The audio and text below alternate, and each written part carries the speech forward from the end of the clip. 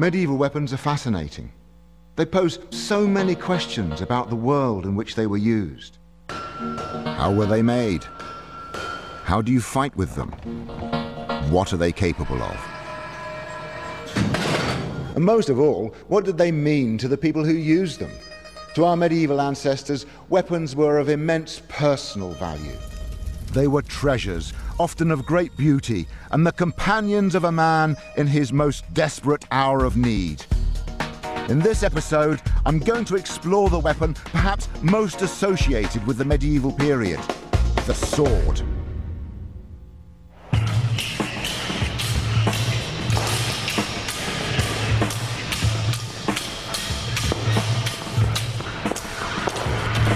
From the gentlemanly art of dueling to the swash and swagger of the silver screen. The sword is at the heart of our romantic imaginations. It's the weapon with which the hero wins out against insuperable odds.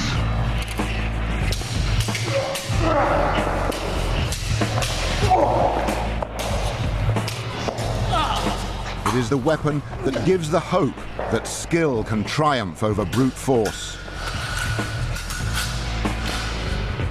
But on the battlefield, the sword is a vicious and visceral weapon, capable of a savage and chilling brutality. And there is one late medieval battle in which it played a remarkably central role.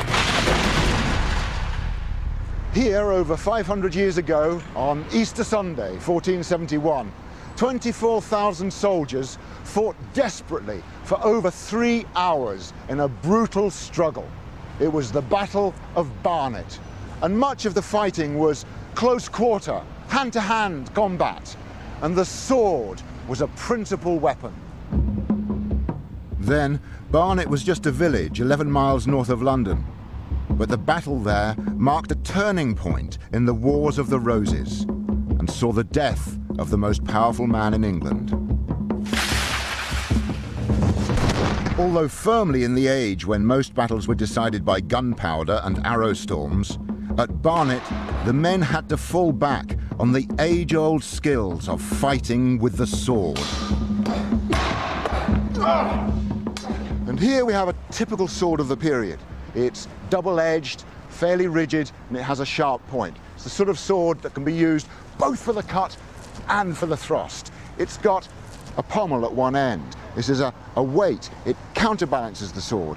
It helps it get over that initial inertia, so the sword can be wielded with fluidity and speed. Now, swords like this were in general use both by cavalry and infantry.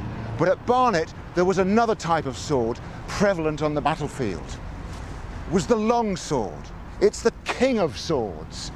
This is a sword which has tremendous power and versatility in the frenzy of close-quarter combat. And the most important thing about any sword is the blade. And it seems straightforward, but actually it's a very sophisticated piece of technology. The steel must be hard enough so that it will take an edge. But if it's too hard, it'll be brittle and break. And swords did break, and that's the last thing you need in battle, is for your sword to break. So you need a good quality sword that also has flexibility, pliability. It must be a spring. It must be tempered, just so.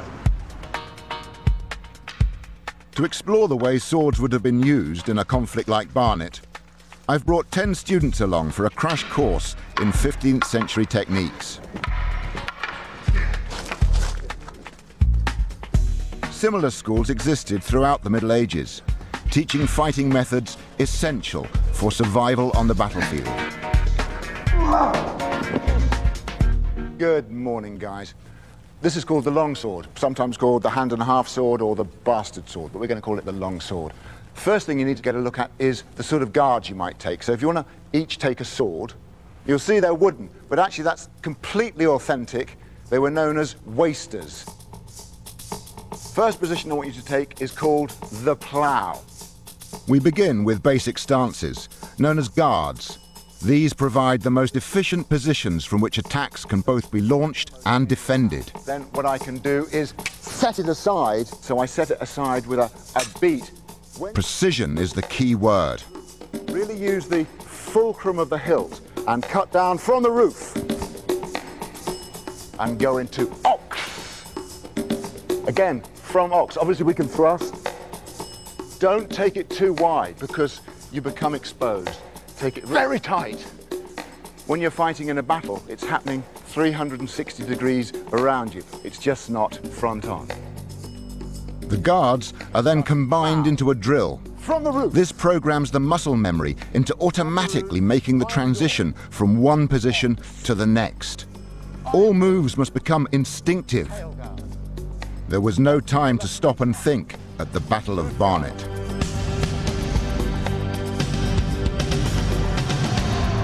The Wars of the Roses lasted on and off for 30 years, though there were less than 12 weeks of actual fighting.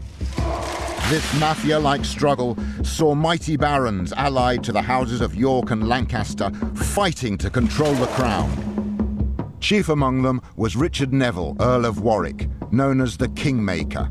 His vast landowning wealth, centred on Warwick Castle, made him the most powerful man in the land.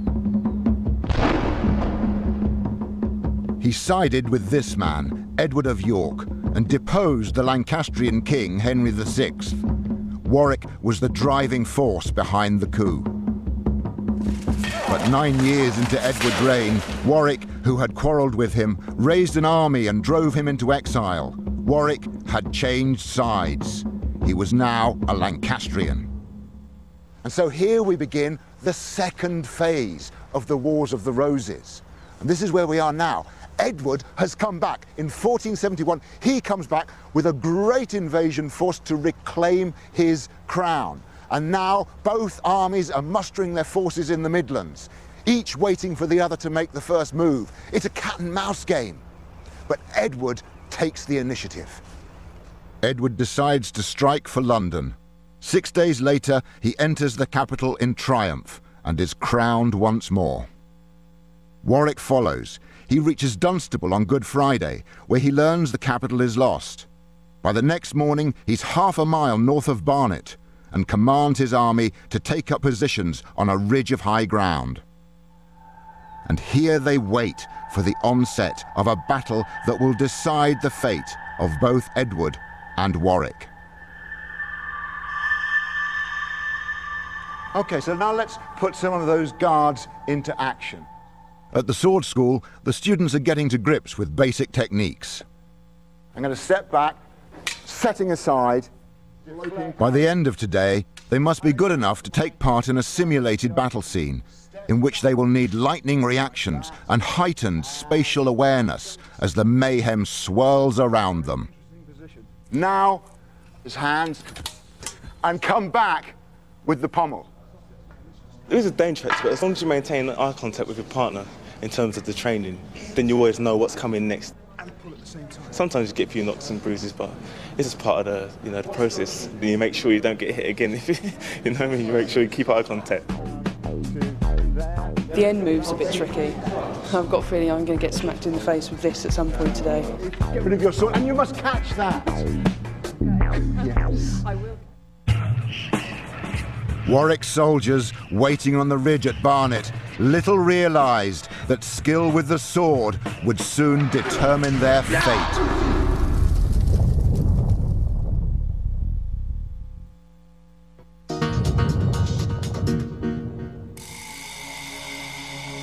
It's Easter Saturday, 1471. The sword is about to take centre stage in one of the most critical battles of the Wars of the Roses.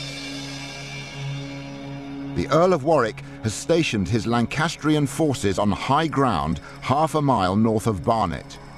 They now wait for the enemy to arrive. At 4 o'clock, the Yorkist Edward IV begins the march north from London. He makes good progress and reaches Barnet by dusk. Despite the gathering darkness, Edward decides not to allow his troops to stay in the village, probably so they don't succumb to the temptations of the taverns. Instead, he orders them to approach very quietly towards Warwick's forces, who are stationed somewhere just over there on the high ground, and get themselves into position in front of his lines. Now, this night manoeuvre doesn't go exactly according to plan, because it's now so dark that Edward's men can't see clearly. And they come much, much closer than they realise to Warwick's army, bang in front of his formidable artillery.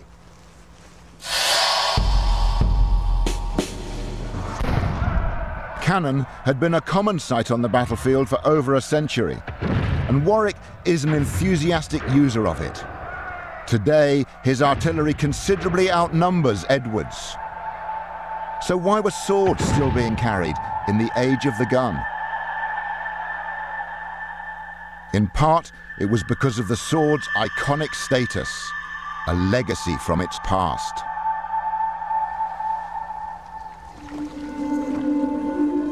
In Anglo-Saxon Britain, the sword was the most celebrated weapon on the battlefield, renowned not just for its brutal efficiency, but for magical properties it was thought to possess. Perhaps the most famous enchanted sword is Excalibur, which has since become a potent symbol of power, status, and authority. Much of the sword's elevated status stemmed from the intricate manner in which early swords were made.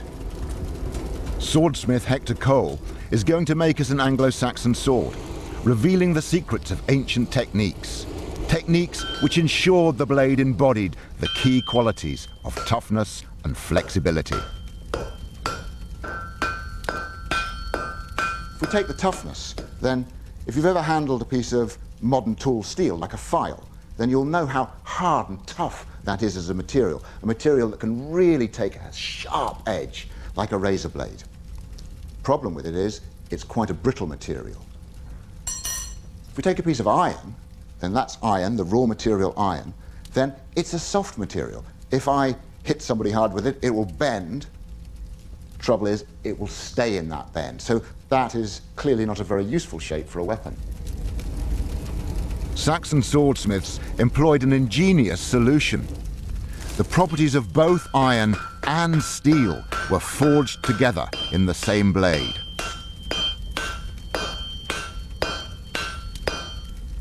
The Saxon steel was totally unpredictable. You couldn't guarantee whether it was going to have a lot of carbon in it or very little carbon in it.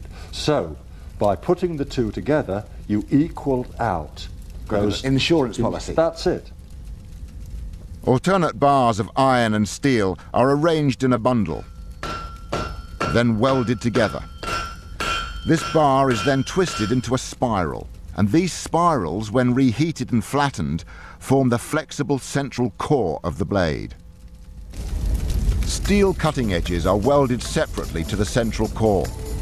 The whole process is extremely time-consuming, and our sword takes Hector several weeks.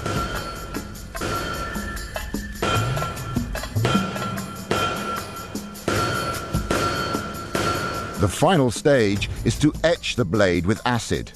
This brings out the elaborate pattern created by the spirals of iron and steel.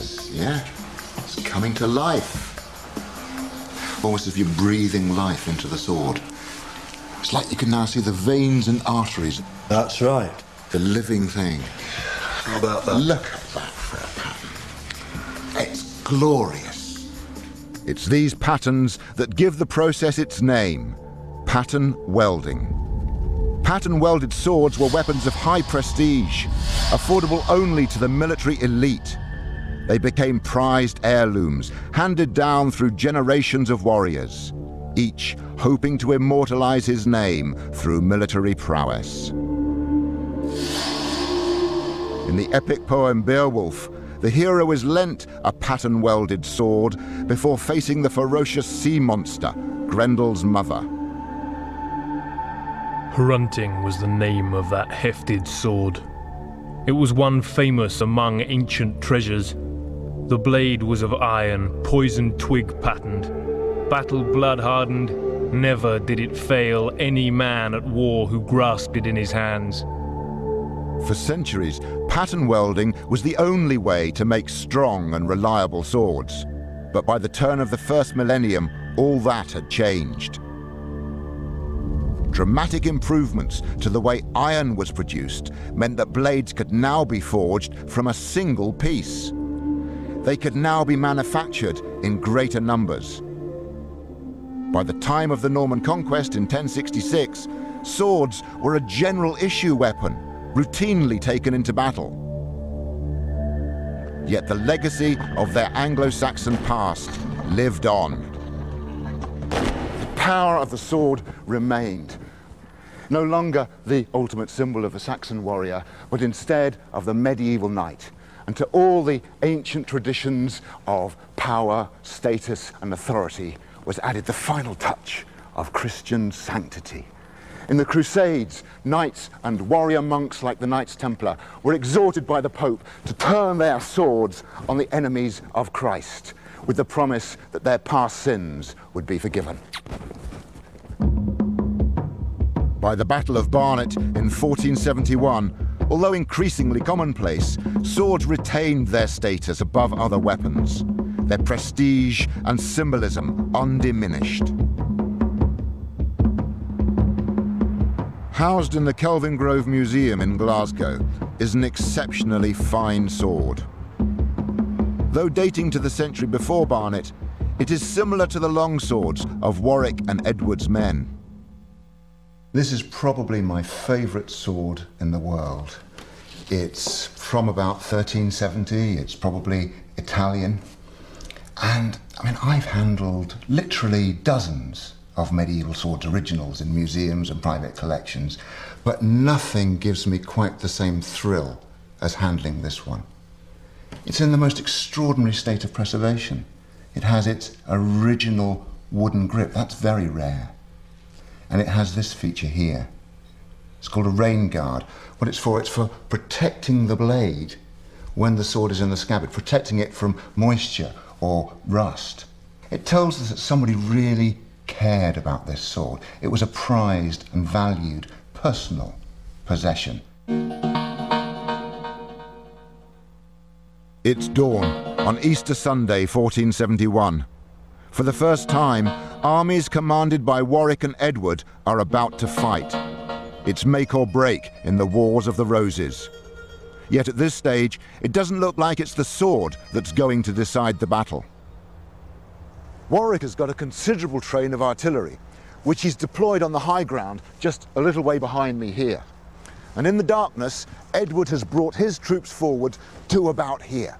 Much closer than either side realizes. In fact, they're so close, it's said that Edward's Yorkist men could hear the voices of Warwick's soldiers in the darkness. And so Edward told his men to stay quiet.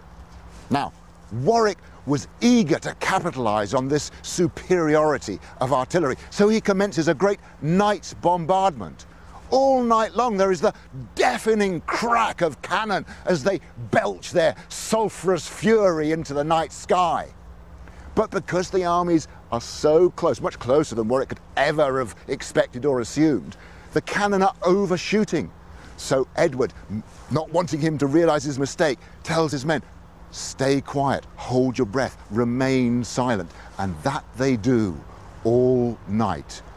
And the Yorkist soldiers are unharmed. Warwick's plan was further confounded as a heavy, impenetrable mist began to form. This was to have a major impact on the battle to come. The gunpowder smoke from the continuous artillery fire condensed with the mist to create a thick fog, like the pea soupers that Londoners were later to experience in the industrial age. Most knights dismounted to fight on foot, and both longbows and guns were virtually redundant, as no one could see who they were shooting at. This was a slugging match, raw, hand-to-hand combat, and for every man on that field, skill with the sword was paramount. We still struggle to understand exactly what went on in a medieval battle, but we do have remarkable manuscript evidence of the fighting techniques used. The Kelvingrove Museum has the finest collection of medieval fight manuals in the world. They're a rich resource for curator Tobias Capwell. Obviously, you pick any random page, any random book, and you find yourself looking at... I love this one in particular because you can see here down the side where it's actually, you can see on the doublet and the hose, it's got A, B, C, D, E, F, G, H. Yeah. And that's telling you this is very systemized. This is an organized system, a codified way of learning. But that you had to come to the teacher to learn it, that the book is really only an aid to study, and that sword fighting is a very physical, very personal thing. Sadly, no English fight manuals survive from this time. But a German fight master, Hans Talhofer, was busy publishing his techniques at exactly the same period as the Battle of Barnet. It's originally in Swabian German. Teaching at the court of Count Eberhard the Bearded, his wonderful legacy survives. But it doesn't really tell you how to do it. No. Just gives that tantalizing clue. Despite the cryptic nature of the text, the superlative quality of Talhofer's illustrations allow his techniques to be interpreted with reasonable accuracy. The use of the foot here is very telling. But Talhofer doesn't restrict himself just to the longsword. And it's clear that closing in, wrestling and grappling, disarming an opponent and defeating him in any way possible are as much a part of his system as is attacking and defending with the blade. So you may think that having been disarmed of my sword, I'm pretty helpless now. But again, if we look at Talhofer, if we look at the pictures, you can see he gives lots of remedies for a man without a weapon to defeat a man with a weapon. So if my cello were to thrust at my face, for instance, I can simply sidestep, use my forearm to block on his forearms. Just push his sword away, come down, get my shoulder on his waist, and hop! And then we've got rid of him. Everybody game to have a go at that? He's cutting down at the left side of my neck. I step in with my right, blocking their forearms, pushing that sword over, coming down to get your left shoulder into the waist. Okay, then if you just want to support the weight, don't throw yet, just pick each other up. Okay, then. Right, so you're going to hurt your back, Mon. Excellent. You're coming down at my neck, I step in, there, and go.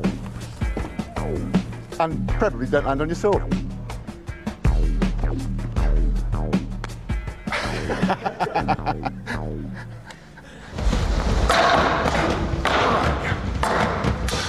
Many of the soldiers at the Battle of Barnet were also equipped with plate armour, which can turn a blade or stop a point. So how do you overcome an opponent with a sword when his armour is proof against it?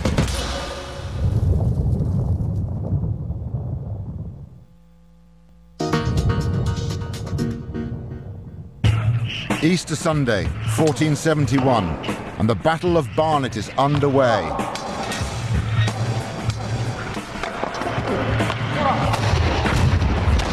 Gunsmoke from earlier artillery fire has mixed with the mist to create a thick fog. Cannons and bows are now almost redundant as the men can't see to take aim. The battle becomes a desperate hand-to-hand encounter, a strenuous, bruising struggle in which the sword takes center stage. The majority of men on the field are hardened professional soldiers, rugged and violent men. Until recently, they'd been in France, serving in the 100 Years' War. But the English had finally been defeated.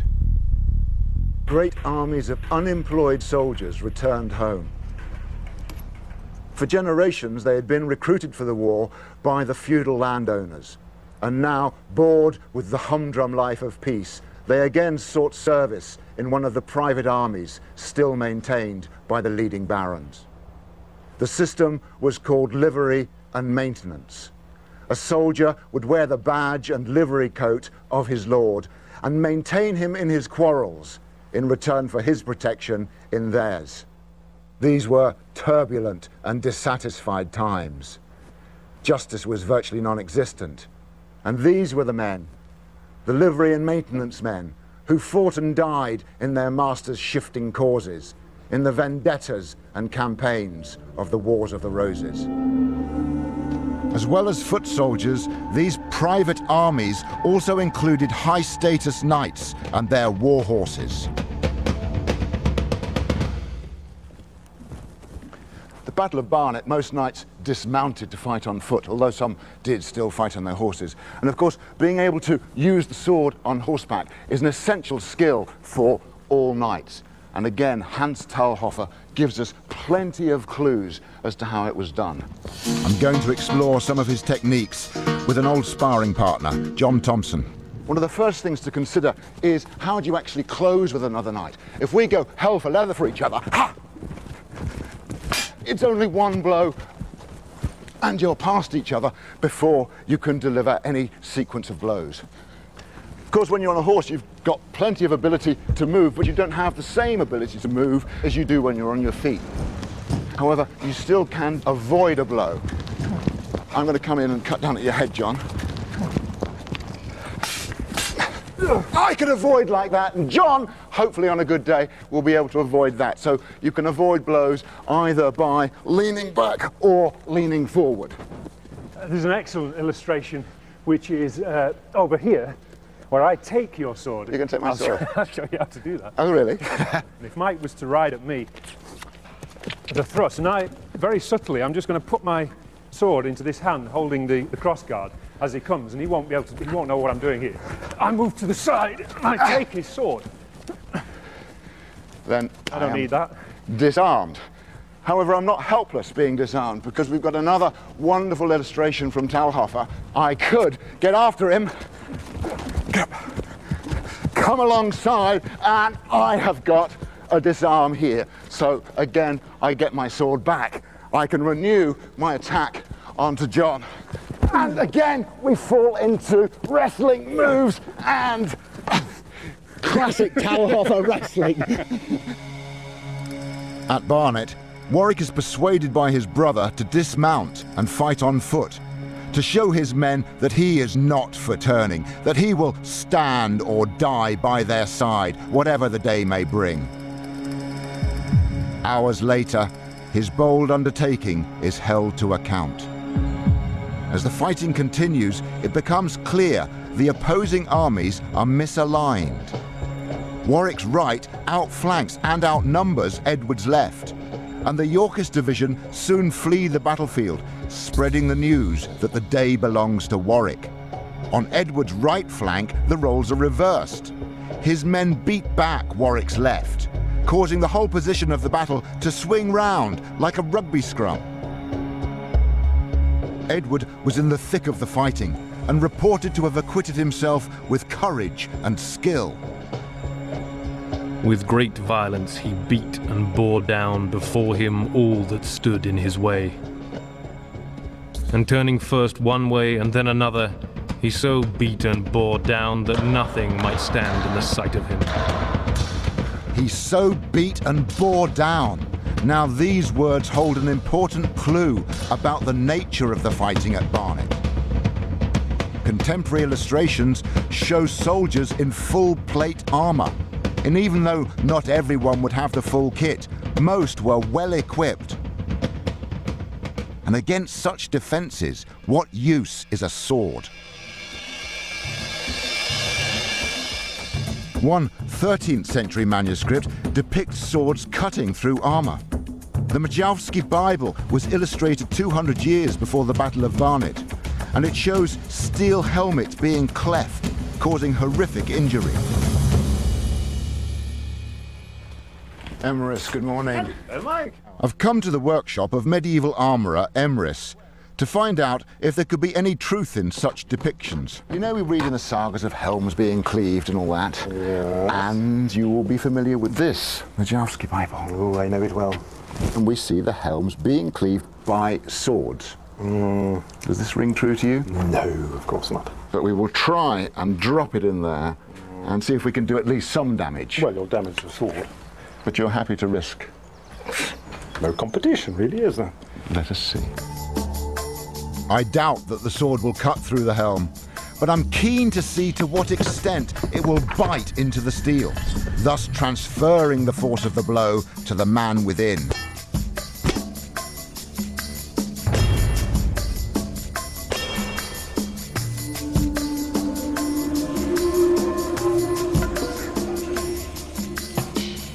It's made. It's bitten into the metal.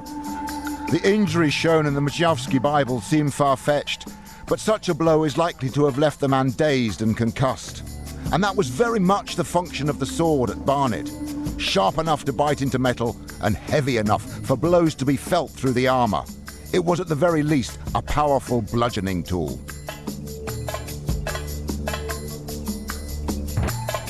From as early as 1250, sword makers had responded to changes in armour by creating a variety of designs. But is there such a thing as an optimum sword?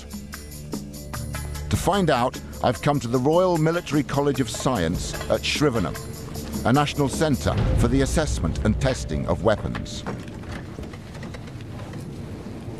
What I have here is a range of different swords that have been especially made for me in order to do some tests. They're very, very beautifully made. And very sharp. Now, this one is typical of the sort of sword used by the Saxons and the Vikings and the early Normans. In other words, the sword didn't really change in design much from the 7th to the mid-13th centuries. It's broad-bladed, it's about 30-31 inches in length, and it has this central fuller, this groove down the middle, which, rather like corrugated iron, gives it both rigidity and strength and lightness. Now, once we start to get this proliferation of sword design, this diversity in the mid-13th century, one of the first things was to go for bigger swords. And here we've got a classic war sword, a weapon of mighty power. Let's see how that performs. And in this other box, we have two other swords, one of which is a falchion. Look at that, isn't it beautiful? And the shape is very much the key. It's got a curved blade. So the idea is that as it cuts, it imparts a slicing motion to the wound.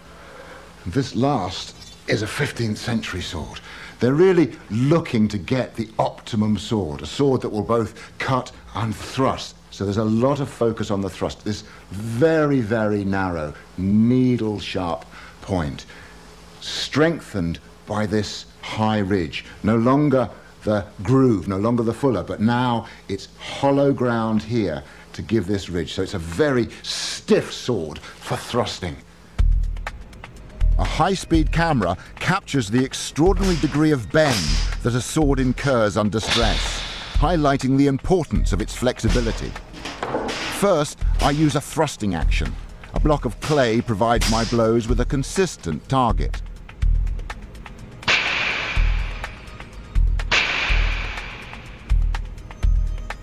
Next, I see how my four swords perform using a cutting action.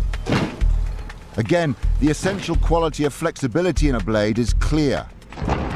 Swords mustn't break in battle.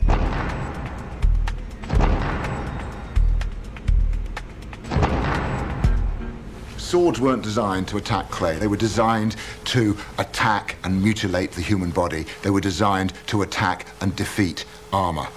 But what the clay gave us was a consistent material so we could measure the relative properties of these different blade designs. And what is clear is that the war sword is better both at the cut and at the thrust. Pretty much as we'd expect. It's a heavier iron bar. I can give a more powerful cut. I can deliver a more powerful thrust. But very close to that was the falchion in the cut.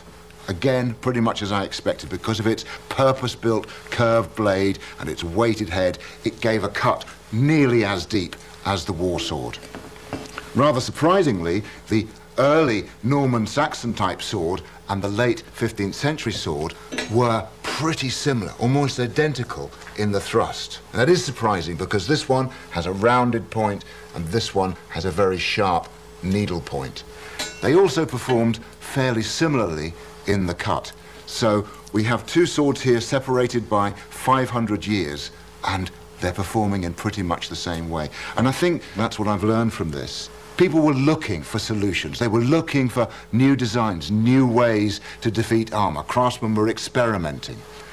But ultimately, a sword is an iron bar with a sharp edge and a point, and it's going to behave in a very similar way.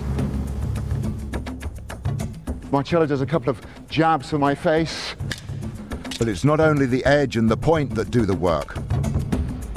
As well as wrestling and disarming techniques, Talhofer shows us how to use the whole sword as a weapon. This is no-holds-barred fighting. Now I can swing the crossguard over for his head, what Talhofer calls the murder stroke. Pull his sword out of his hand, go for his face with my pommel. However, I have now made myself vulnerable, because there's something else you can do with the sword. You can use the crossguard as a hook. The students now have a repertoire of techniques. The next step is to get them all fighting at once in the confusion of a battle scene. I think when you're in the middle of these battles, I think, yeah, it could be quite frightening. Obviously, us doing it, it's been choreographed and we kind of know what we're going to be doing, but there's still that sense of danger and there's still swords. At the moment, there's only about 10 of us in here. If you imagine thousands of people on a battlefield, it must have been crazy and very scary indeed. You're having swords coming at all angles. At the moment, we're just having them coming sort of with just one partner, but if you imagine, say you're fighting someone there, you're going to have about 3 people coming from behind you. So yeah, I can imagine it probably is quite scary.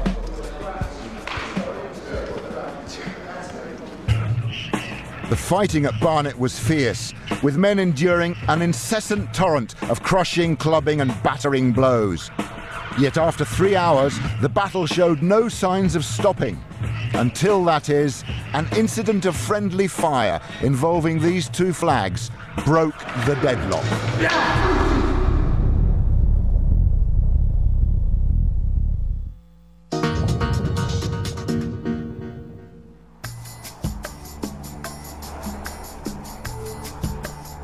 530 years ago, the fighting at Barnet was well underway.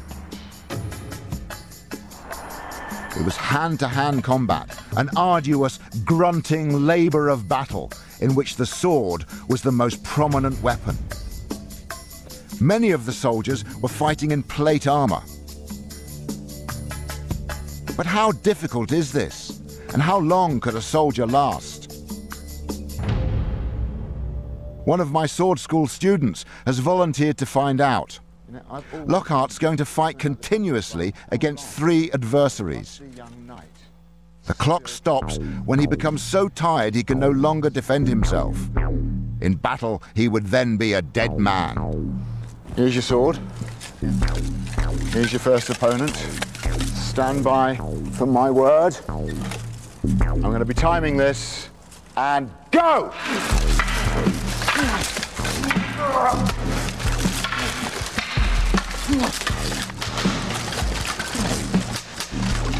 And up. Placing each blow requires a consistent level of effort. It's an experience similar to being in a boxing ring. But while a round lasts 3 minutes, the Battle of Barnet lasted for at least 3 hours.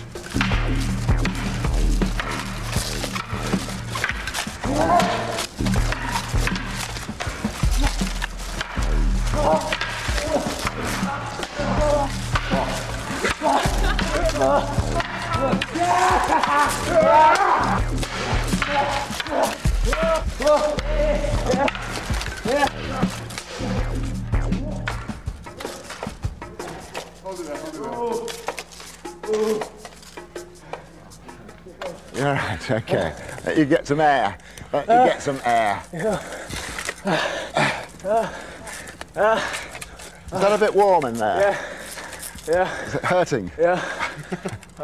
You did 2 minutes 16. Are you disappointed with that, or quite? Yeah. I think the soldiers at Barnet must have used some sort of relay system, a buddy system, where they constantly took turn and turn about in the thick of the fighting. You're a fit young man. 3 hours, no. 20 minutes, no. 5 minutes, possibly, if you're super fit and you're used to wearing this stuff. Yeah. But you think if you were able to get a little bit of a breather in between, that would have made a big difference? I reckon, yeah, definitely. If you just start time to settle yourself and then go again, then go again. But with that, I found it was just constantly 1, 2, 3, 1, 2, 3, which was hard. Yeah. You did well. Let's get you some water. Cool. So we've looked at some of the basic principles of fighting with a longsword, Talhoffer's principles. But he is only showing us in single combat. Nothing can prepare you for the maelstrom of battle, for that chaos of fighting in the fog. But let's have a go. I want you all fighting at once. Some of you will finish a fight and others will come on to you. We're going to be really having to react very quickly to changing situations. Of course it won't be anything like the horrific real experience of war, but it will give you an idea of the dynamics of a medieval battlefield. Go to first positions, let battle commence. The thick fog at Barnet meant men could only fight with handheld weapons. And the sword, once the elite weapon of Saxon warriors, still held sway in the hands of soldiers of all ranks. Against plate armor, its heavy, percussive blows could cause fractured limbs, severe hemorrhaging, concussion, and the loss of orientation, resulting in men removed from the fighting in a dazed and confused state. But there was death at Barnet. As many as 5,000 men are thought to have died. And the sword could kill outright with a driving thrust into the face, as men lifted their visors to see and breathe in the chaos of battle. After 3 hours of fighting, Warwick believed the day was almost his, and was just waiting for the return of his ally, the Earl of Oxford, to seal his victory. Oxford's men were already in the town of Barnet, plundering and looting, but with a remarkable act of leadership, he rallied 800 of them and led them up the Great North Road back to the battlefield. But disaster struck. In the thick fog, Warwick's archers mistook Oxford's standard, a star, with the enemy flag, a sun. And in a tragic incident of friendly fire, Oxford's men began to fall under a hail of arrows. It was a mistake that turned the tide of battle.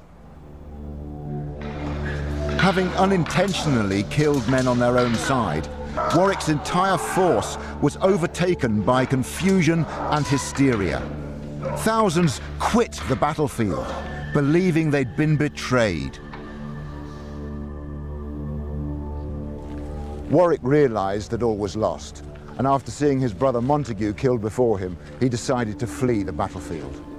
It had been his brother's idea to send his horse behind the lines, to show those that followed him that he was not for turning, that he would fight till the end. But now, weighed by his armor, after hours of exhausting fighting, he struggled through the fog and carnage to make his escape.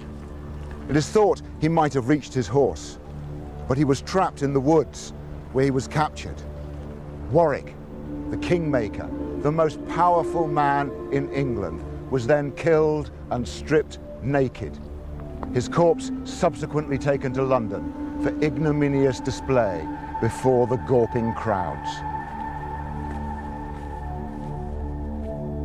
Edward wins again at Tewkesbury a few weeks later, mopping up the last of the Lancastrian resistance. He reigns unchallenged until he dies 12 years later. The sword had gone on a long journey, from the elite weapon of Saxon heroes to the universal weapon of last resort, and an everlasting symbol of war. The power of the sword endured. In spite of the increased use of gunpowder in the following centuries, it remained at the heart of military identity, constantly reinventing itself for infantry and cavalry. It was the ubiquitous sidearm for all troops right until the end of the 19th century, and it remains today as the principal emblem of an officer's rank. No other weapon carries with it such ancestral authority and potent magic.